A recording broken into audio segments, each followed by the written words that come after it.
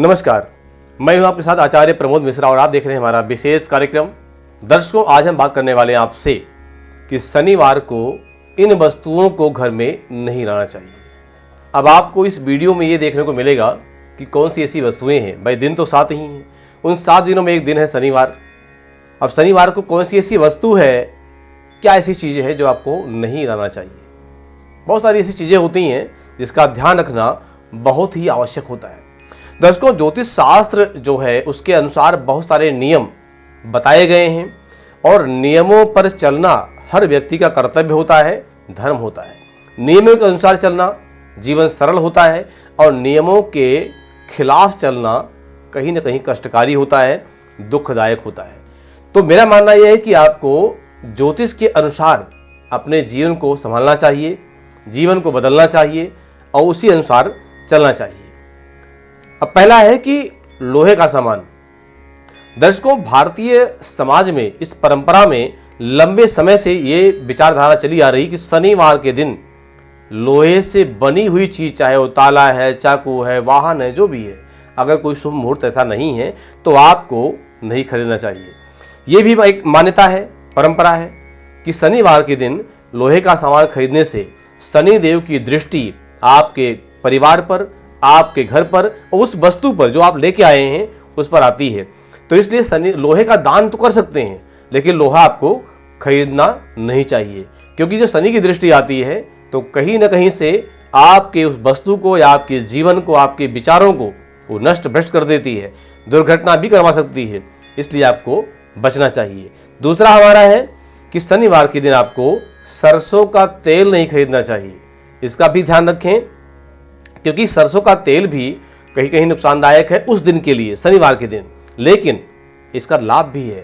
शनि देव पर चढ़ा हुआ सरसों का तेल आपको अपने बीसों नाखून में लगाना चाहिए। इससे क्या होता है, ये स्वास्थ्यवर्धक होता है। तो आपको खरीदना नहीं, एक दिन पहले खरीद लीजिएगा, शुक्रवार को खरीदिए, शनिवार को चढ़ाइए, उसका उपयोग कीजिए, लेकिन शनिवार को खरीदना नहीं है। अगला है नमक। अगर बहुत ज़्यादा आवश्यक नहीं है, ज़्यादा इंपॉर्टेंट नहीं है, तो आपको नमक भी नहीं खरीदना चाहिए। ऐसा नमक दान कर सकते हैं, लेकिन नमक को आपको खरीदना चाहिए। अगर ये गलती आप करते हैं तो आपके ऊपर ऋण होता है, यानी कर्ज बढ़ता है।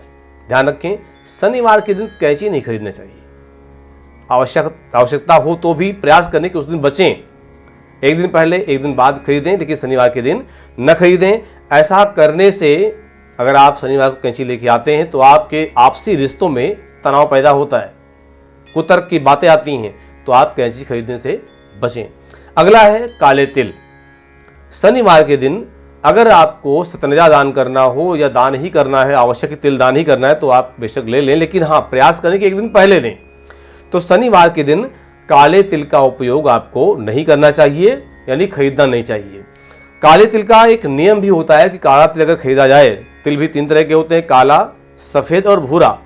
अब ये तीनों ही दोष वाले होते हैं, तो काले तिल का उपयोग न करें। और अगर ऐसा आप करते हैं तो आपके अर्थव्यवस्था में कहीं ना कहीं दिक्कत आती है, तो इससे बचें। शनिवार के दिन आप चमड़े के या फिर काले जूते न खरीदें, यह भी एक असफलता का संकेत है। शनिवार के दिन ईंधन मीन्स कि उसके बहुत सारी चीज़ें होती हैं। ईंधन चाहे वो डीजल पेट्रोल का है, लेकिन स्टोर करने के लिए, व्यवसाय के उद्देश्य से नहीं खरीदना चाहिए। ईंधन आपके लिए, रसोई के लिए भी, लकड़ी आदि को भी ईंधन कहा जाता है। तो अगर खरीदना पड़ रहा है तो आपको ईंधन भी उस दिन नहीं खरीदना चाहिए, सावधान रहना चाहिए। शनिवार के दिन झाड़ू नहीं लेना चाहिए। अगर दीपावली, दशहरा, धनतेरस ना हो तो आपको झाड़ू नहीं खरीदना है। और ऐसा करने से अगर आप शनिवार के दिन झाड़ू लेके आते हैं तो आपको दरिद्रता का आगमन भी होता है आपके घर में, ये भी आप ध्यान रखें। चक्की में पुरानी परंपरा में तो चक्की कहा जाता था, वही आज मिक्सी का रूप है। तो शनिवार के दिन मिक्सी आदि को भी आमंत्रण न करें, न दें, नहीं न खरीदें। अगला है स्याही। वो पेन भी हो सकता है काले रंग का, या फिर स्याही जो पहले लोग लिखते थे, तो परंपरा तो वही है। तो पेन आदि को भी अगर आपको स्टोर में खरीदना है, बहुत सारा खरीदना है और ज़रूरी है, तो भी बचें कि हाँ ज़रूरत तो भी एक दिन बाद खरीदें। किसी से मांग के काम चला लें, लेकिन खरीदें ना। ऐसा करना आपके लिए अपयश का सामना करना पड़ सकता है, यानी आपको अपयश दिला सकता है। तो मुझे लगता है कि ये आपको ये विषय समझ में आया होगा, और कहीं भी कोई डाउट है तो आप मुझे कमेंट करके अपना डाउट क्लियर कर सकते हैं। इसका जवाब मैं आपको जरूर दूंगा। किसी विषय की चाहत है, किसी विषय की इच्छा है तो आप कमेंट कर सकते हैं। साथ साथ जन्म कुंडली के माध्यम से, वर्ष कुंडली के माध्यम से, हस्तरेखा वास्तु के माध्यम से आप हमसे संपर्क करना चाहते हैं, आप बिल्कुल संपर्क करें। हमारे चैनल पर आप फेसबुक, यूट्यूब या इंस्टाग्राम पर हैं तो आप हमें फॉलो कर सकते हैं, सब्सक्राइब कर सकते हैं, लाइक कर सकते हैं। बहुत बहुत धन्यवाद विषय से जुड़ने के लिए। मुझे दीजिए आज्ञा, मिलते अगले विषय में। नमस्कार। व्यापार बाधा, आर्थिक तंगी, करियर, विवाह बाधा, संतान पक्ष, दुर्घटना, प्रेम संबंध, गृह कलेश आदि समस्याओं से हैं परेशान और चाहते हैं संपूर्ण निदान, तो तुरंत कॉल करें। हमारे फ़ोन नंबर्स हैं 9310009920, 8510009920।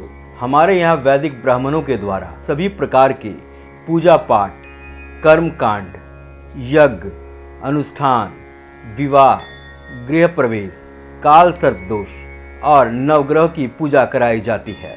हमारे यहाँ सभी प्रकार के यंत्र, राशि रत्न, कवच, जन्म कुंडली एवं रुद्राक्ष सिद्ध किए जाते हैं। गुरु जी से भागवत कथा, श्री राम कथा, श्री सुंदर कांड पाठ आदि के लिए भी आप संपर्क कर सकते हैं।